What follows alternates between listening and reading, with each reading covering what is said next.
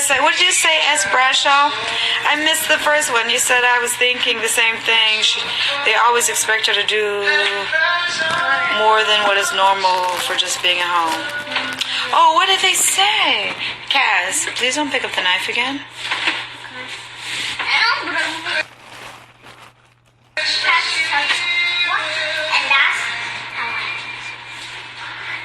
JB, you just call me country, okay? I want to know what you're talking about. Okay, so crunchy. Gunner's taking a nap, thank God. Hey, all you need to know. All right, guys, so our chicken is sitting here waiting to be seasoned. So, just because I want to dap like the excess water out of my chicken, I take like a little paper towel here. And I will dap, make sure some of the water's out. Because I don't like it to be too watered down. I like it to have like a lot of flavor. And not that I'm a chef, guys, so please don't. I just like cook for home. But I like to cook.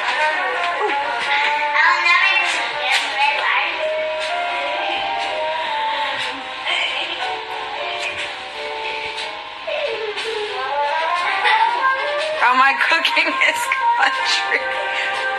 You know what, JP? We supposed to be friends. Okay, so here's the good thing. So I just washed my hands, and I touched the right hand with the paper towel and the chicken, but the left hand is still clean. So the left hand is clean, so I can take a sip. And my wine and stuff is always room temperature, and I have the plastic ice cubes. Guys, if you wake up Gunner, I'm gonna snap someone's neck. Chill out. Let me cook, please. Let's cook. You guys gotta stay focused, alright? Because cooking is a lot of listening, and then it takes, so that everyone's a part of it, we all have to take our time. So, guys, one thing that I just started doing is cooking with Himalayan pink salt. This is not the best brand. I just got it at Rite Aid just because I saw it, because that's what we cook with for Thanksgiving. And I feel like everything's like a lot less salty. So, Cass, start pouring that on the chicken. Can I do it since he poured the garlic? No, you gotta pour something else. You gotta shake it up, okay? You gotta shake it up like this. Okay, I can do it now. I can do it. Okay, stop. No, now it's enough. You just can't keep pouring. Okay, you are doing it. Okay, stop. No, you're holding it and I'm holding it and you're doing it. Yeah, because you only put so much, babe. You can't just put unlimited amount. You just can't just pour and shake and shake. What happens if you pour and shake and shake? Then the food will be too salty and nobody can eat it. I couldn't eat it. Jameson, put the pepper.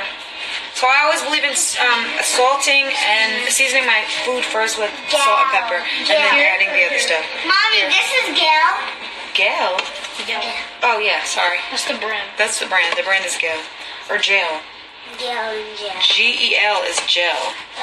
Yeah. So you just gotta turn that upside down and just... Okay. It's too peppery. Huh? Sometimes it gets too spicy. I'm just gonna put some on the inside because we want the chicken on the inside to have flavor, right? I thought we were gonna put garlic inside. So we are gonna put garlic inside. Can I put garlic inside? Yeah, I'll let you put the garlic inside. Alright, who wants to put the onion powder? Me. Okay, so always gotta have onion powder. Jameson. Excuse me. Alright. And then I'm gonna put the garlic. Okay, what is it? Okay. You gotta shake it all over the top. All over the top, baby. All over the top. Don't put so close. Here. Get all the chicken. Okay, stop. Hold it up and then put it inside. Shake it the same way. Okay. Inside of the chicken intestines. Inside. No, there are no intestines inside of the chicken, guys. There's no intestines inside the chicken, okay? It's already been cleaned out. Okay, so, Cass. Yeah? Put the garlic? No, I'm gonna do the paprika and then you can do this. Is paprika an Italian spice? I don't know, baby. I really don't know. I don't think so. Wait, stop. Let me do this one. Paprika goes first. Paprika makes me sneeze. Pepper makes you sneeze, actually. I don't really, when I'm making Italian dishes, I don't use a lot of paprika. I just like to use a little bit. Alright, you put the Italian seasoning. Because you know what? That you can put a lot of, Cass. But please don't please don't let this touch the chicken, okay? Because the germ. Or whatever. Are we pouring the Goya thing? The Goya? No.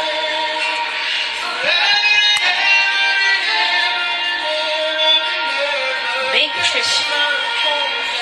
This is baked chicken. Alright. Thank you. Yeah. That's good. That's good. Guys, but this is the deal. When you season chicken, we just did one side. We still have a whole other side. So we have to do everything again. I'm going to put a little bit more garlic powder. Did you do garlic powder already, Jameson, on the chicken? I think, no. No, Cass, here you did go. you do Cass, come on. Not so close. I just told you that. The one thing I keep saying is please don't touch the chicken, the containers of the chicken. On the chicken, whatever I say. legs in the way? Let me see that. I'm going to give it another little Have shake. you ever been to Wingstop? The Wingspot. What's Wingspot? Wingstop? Yeah. Yeah, when we lived in Astoria, I used to eat there all the time. You don't remember the living chicken we used to eat there? The one I Alright, so I'm flipping the chicken over, guys. Alright, I forgot I was going to let you guys touch the chicken. I'm going to let you touch the chicken, and then I'm going to let you guys wash your hands while I put the seasoning on this side.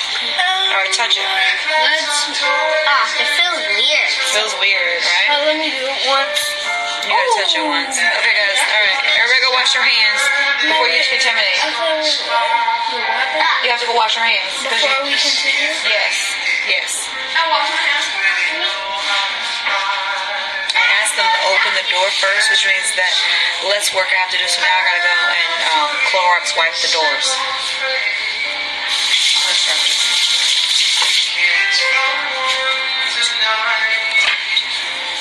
Alright guys, so we're gonna put this on here.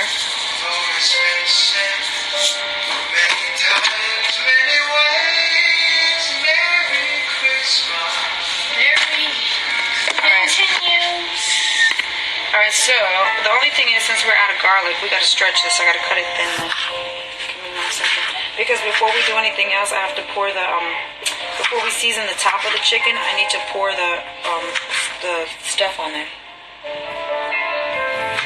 Because I like for the seasoning. If we season the chicken and then pour that on top, then the seasoning won't stay on the chicken. Alright? Isn't the sharpest part of the knife the back? That cuts like really. I mean, I don't always consider the back. Hold on, let me put this in here. Put a couple pieces in there. Yeah, I saw this movie and she was putting vegetables inside the chicken, like greens inside the chicken. The turkey, I think. At school? No. Alright, Kaz, do me a favor. What's that extra? So good. So make sure we got like some garlic in here. Just cook for like a second to blend all those flavors. Alright. Kaz, I want you to take this pot and pour it over the chicken. Yeah. Can you do that or no? Or you want Jameson help? Or you want to just do the seasoning? I want to do the seasoning. Okay, Jameson, pour it. But listen, you have to listen to what I'm saying, okay? So let's pour that on top. Start pouring that on the top. I'm not going to do that because it's on the table. Alright, stop. Wait, slow down. We're just going to pour this on top. Great. Put it on top. Okay, stop for 1 second. Alright, good. Then we're gonna lift the chicken up, and I'm gonna pour some inside. All right, stop. Kaz, move back. You can't stand there. Oh, my phone is really. All right, let me get it. Give it to me. We're gonna take this, and I'm just gonna pour some of all this garlic on top. We need another strip.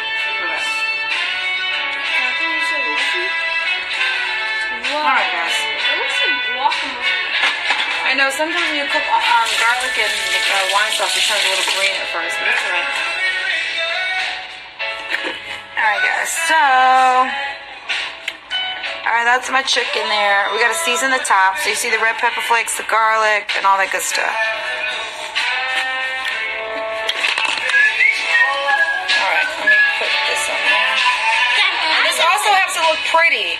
But the thing is, like, it doesn't matter if it looks too pretty for us because we pour all of this over pasta. You are going to put it in, but I got to do this one little part.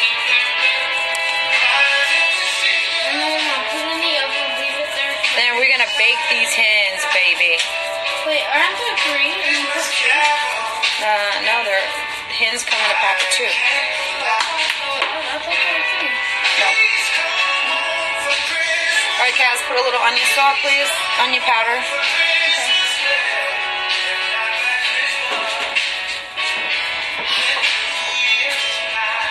No, that's too close. Oh, that's enough. That's enough. Is that too much?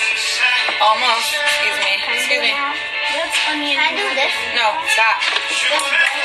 Why? Because you put too much of the onion powder, so I need to not put too much.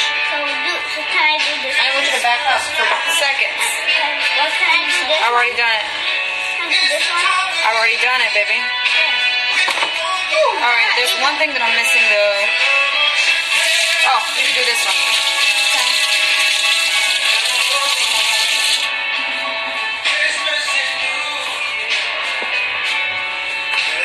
So if I had enough garlic, I would lay garlic on the when I turn the chicken over. When I season both sides on the no. Okay, move. Step back. You gotta step back for a second. No. No, because that you weren't really listening. You gotta step back. I just need a little bit, not a lot.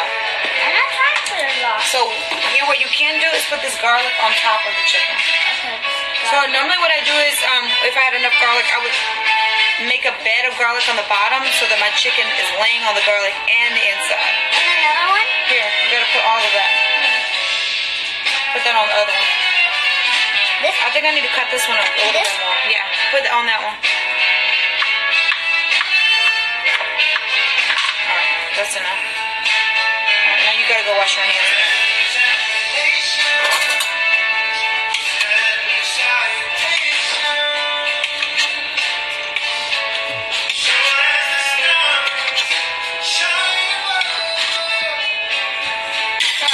Like a Mediterranean blend. So now all I need is just a little bit of oregano.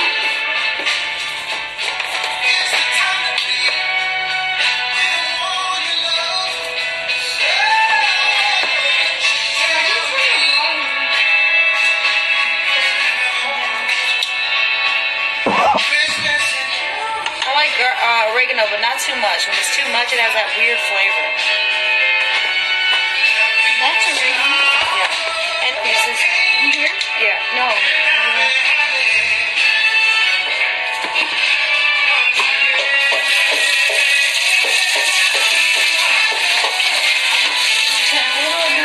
Circle?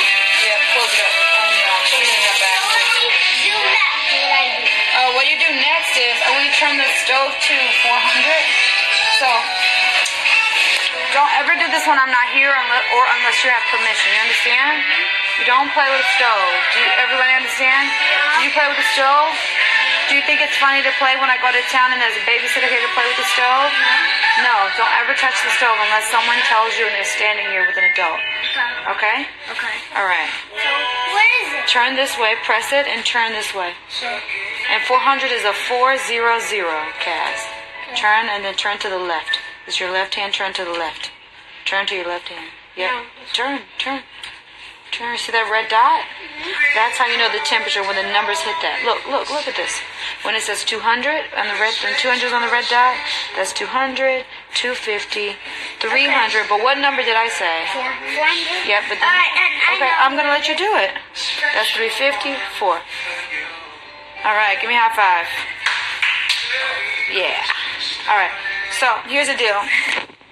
Guys, here's my chicken, raw. Got some garlic on top. We got all that good stuff that's gonna go all over the pasta. That's gonna be banging. All right, take this. This is my song. Take this lid. Take that lid and put it on the top. Me? Yes, you. All right, turn that like that. So guys, I have this one little weird thing about myself. I always have to cook. I always buy like a baking sheet, and I always put my pots on top of a baking sheet because I hate things spilling on the stove.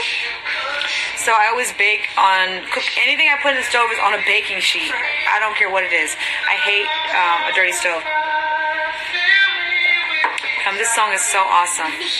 So it's on 400. So you're gonna pick that up. All right, here we go. This is not gonna be hot because it's not hot yet. Put that in the middle of the sheet. It's not hot, babe. Relax. I wouldn't let you do something that's hot. So then we're gonna push that all the way back and put that in the center. All right, now close it. Guess who's here, guys? Auntie Brooke is here. Auntie Brooke. Where's Auntie Brooke? Show me where. Auntie Brooke is there. I can't see her. Well, she can see you because it's live, so people can see you. So she sees you cooking. All right, guys. So our chicken is in the oven, and you know I'm from Mississippi. That's why you see cornbread on my stove. Okay, and this is me cutting the crust. You missed it today. Gunnar had on his snow boots that he just got yesterday. And a diaper. That's how he was walking around the house all day. Oh, that's my painting, guys. That's Maxwell Dixon.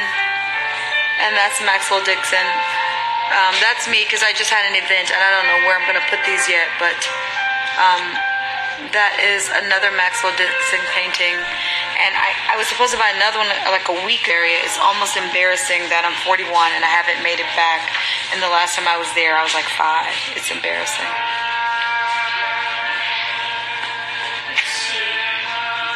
I hate that. Guys, I'm not going to hang pictures of myself in my room. No, I won't do that. I don't really think I'm going to hang pictures of myself in my home at all. I know people do that. It's just not my thing. Unless maybe it's if I find like something that moves me and it's a message of some sort other than I look beautiful. Which I do on that picture over there. But if not, no. Look at that Windex right there. You can tell I clean. You can tell I clean.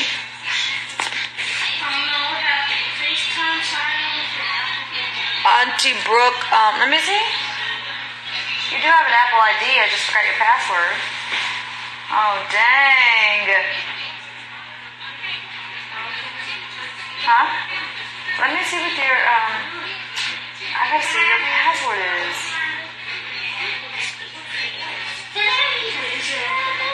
me see.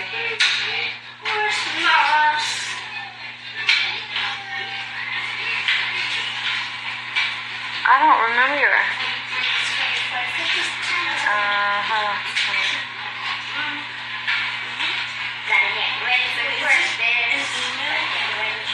Your password. I created your password, but don't let your computer drop. Hold it with your hands, baby. I just don't remember your Apple ID password.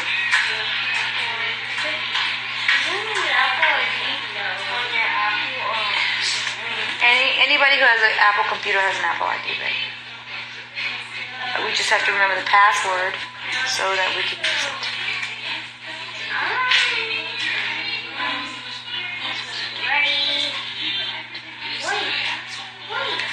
Oh man, I don't remember it. It's so many passwords you have to remember these days. Crap.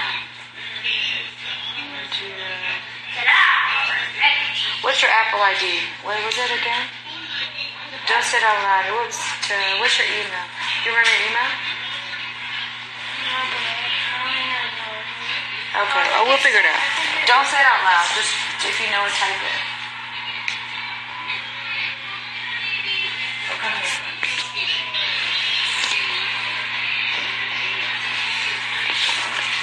We don't want strangers calling you.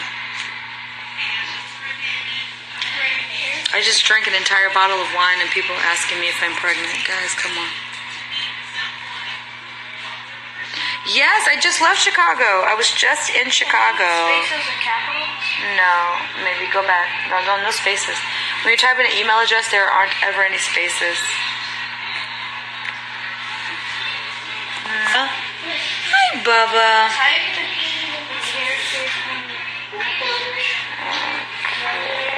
Wait. Just wait. I'm going to let you call Auntie Brooke from my phone because we got to figure that out. I don't want to mess it up. It's too much right now. Yeah. So we'll do it in a little bit. I don't know what happened. Maybe we logged out of your computer too long.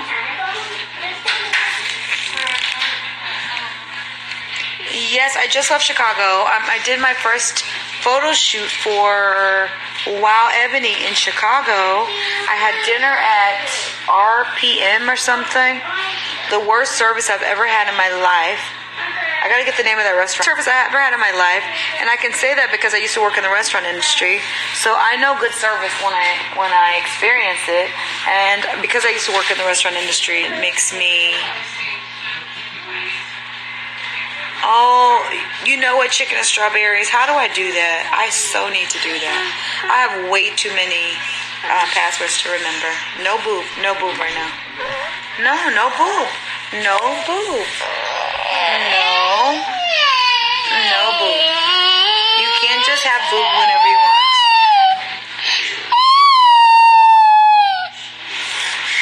Look at him. He's pissed because he can't latch on. No, you just can't do it whenever you want. I'm doing something right now.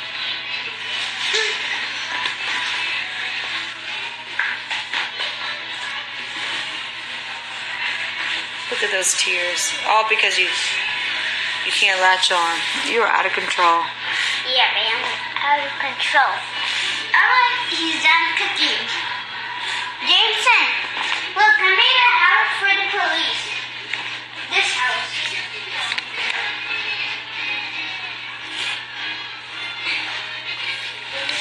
Give me a kiss. There you go. Auntie Brooke, we're going to call you from my phone when we get off this live because I don't know what happened with Jameson's. It could only be one password. I'm going to figure it out in a minute.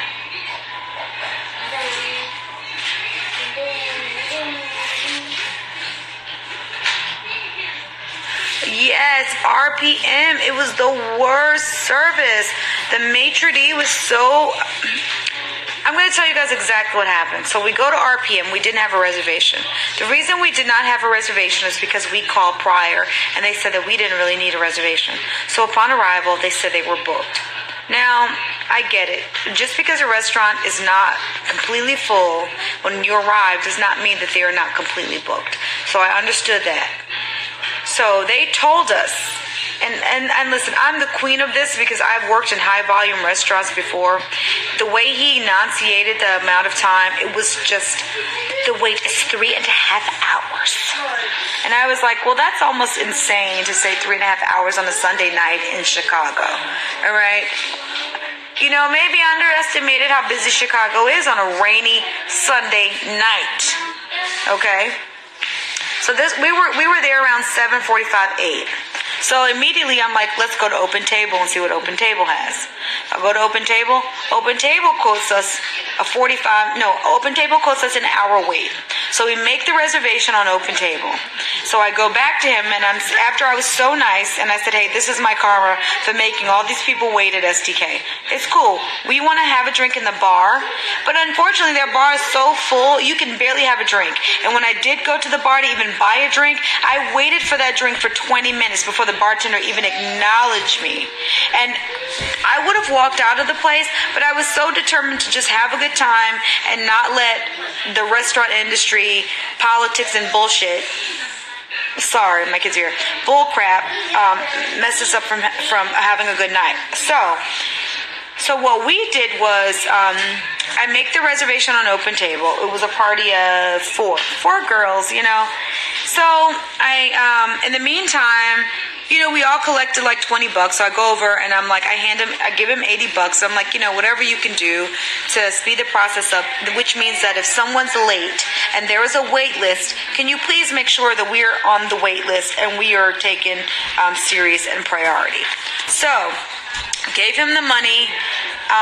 Now, when you tip someone in the restaurant industry, you just tip them. You don't ask for it back. You eat that. But it's just to let the maitre d' know, like, here, we're just trying to have a good time. We're not trying to mess your life up. And if there's any way you can seat us, seat us. I'm not saying screw over a reservation. But when you have a reservation in the restaurant industry, there's a grace period. So if normally that grace period is 15 minutes. If you were 20 minutes late, give us the damn table. Okay? So, I hand him the $80, and the only reason I hand him $80 and not $100 is because the girls were like, we ain't giving him, that's it.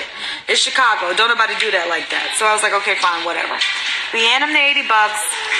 Then we go to the bar. We proceed to the bar to try to have a drink. Literally took the bartender 20 minutes to even acknowledge that I was there waiting.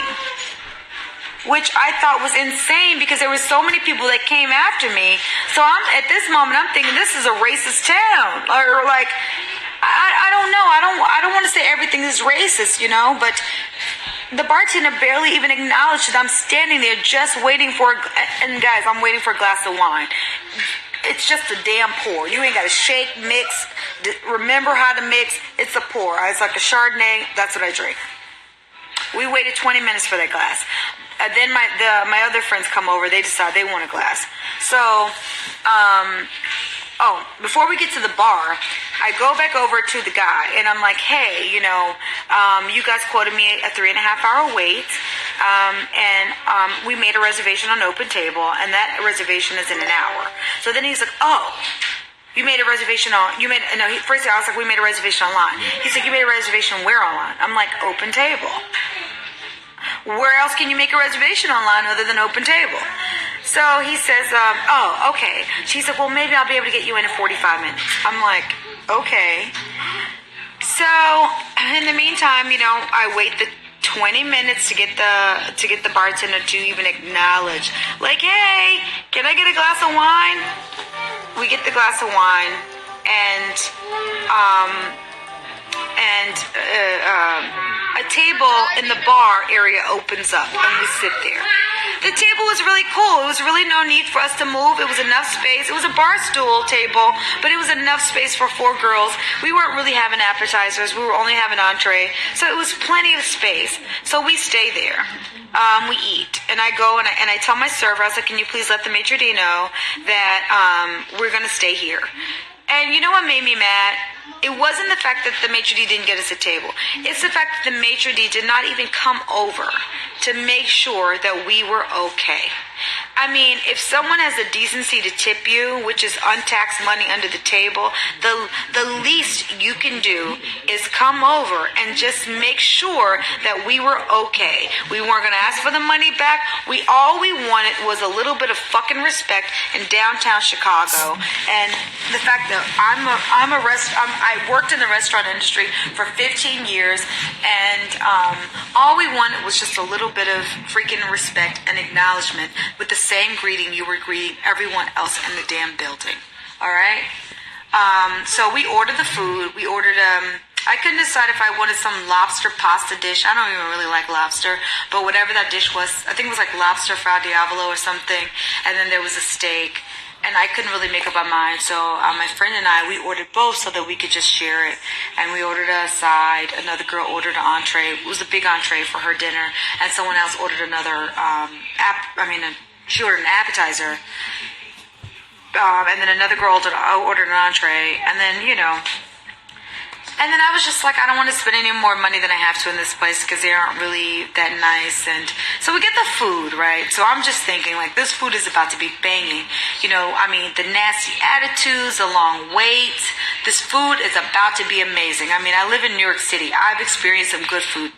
Not just because I live here, but because I've worked in some high-end restaurants, so I know good food when I taste it.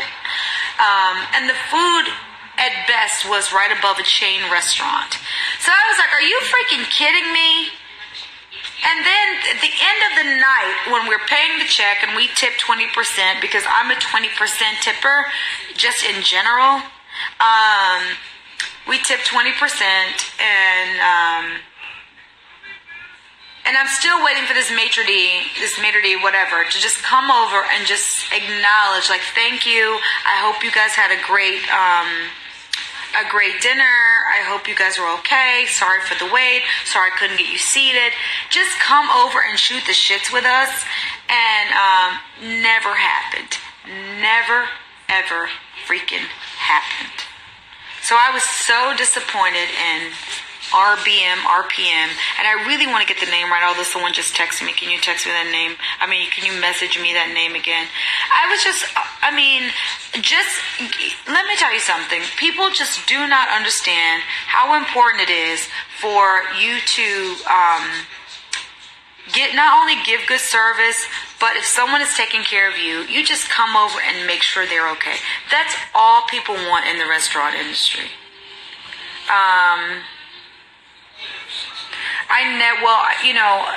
I always tip just because I work in the industry. So I feel like you always have to tip. But my server was good, so I'm not going to make the service suffer for the maitre d'. But what I'm saying is, if I'm going to tip a maitre d' in Chicago $80, come over and make sure we're okay. You know what? Where I'm from, when someone takes care of us, we even send shots to the table. We send dessert without even being asked. You know, like, it was just baffling to me, honestly. It was literally baffling to me how we were treated. And the fact that January 7th...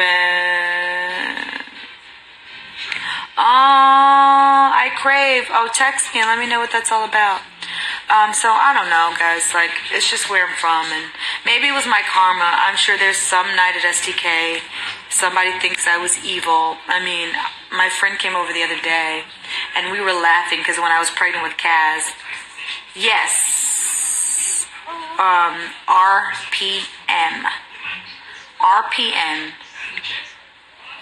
I was so disappointed. I was so freaking disappointed. As a matter of fact, I was so disappointed that I hope they see this live. I hope they see this live and invite me back for a free dinner. Or maybe not. Like, I don't want a free dinner. And then when I left there, Maestro's was around the corner. There was so many other places that we could have eaten at. Then I met another gentleman at this gala that I went to who had an amazing restaurant. And so, you know, with that being said, guys, just gotta be careful, you know, these restaurants, people are just mean out here. Look at him playing in my hair.